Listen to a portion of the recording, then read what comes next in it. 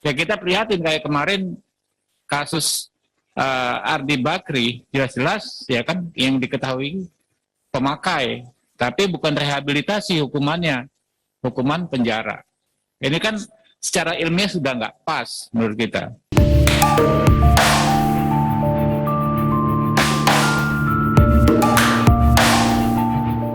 Sahabat Kompas.com, sejumlah anggota Komisi 3 DPR RI menyoroti soal hukuman 1 tahun penjara yang dijatuhkan kepada Nia Ramadhani dan Ardi Bakri terkait kasus penyalahgunaan narkoba.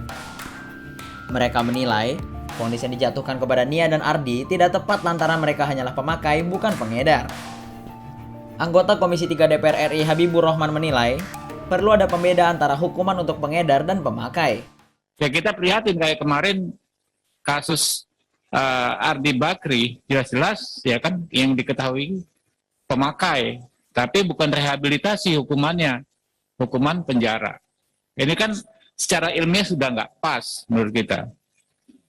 Nah, hal tersebut menurut saya bisa terjadi, bisa jadi penegak hukumnya juga nggak paham detail, belum tercerahkan bagaimana perbedaannya pemakai dan pengedar, dan bagaimana keharusan perbedaan treatment.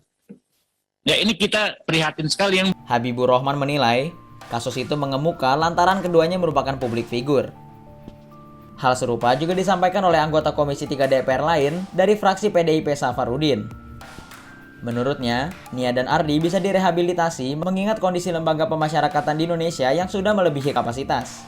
Jadi saya pikir BNN dan BNNP ini harus lebih cermat lagi mengasesmen.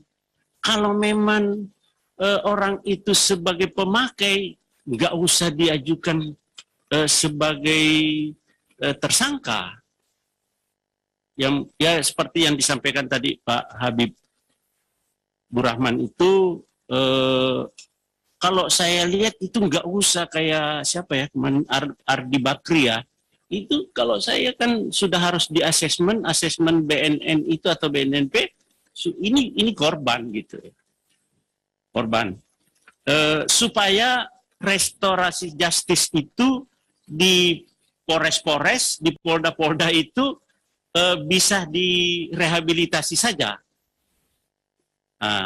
Jadi supaya jangan sampai penuh LP, di sana malah naik kelas. Kalau di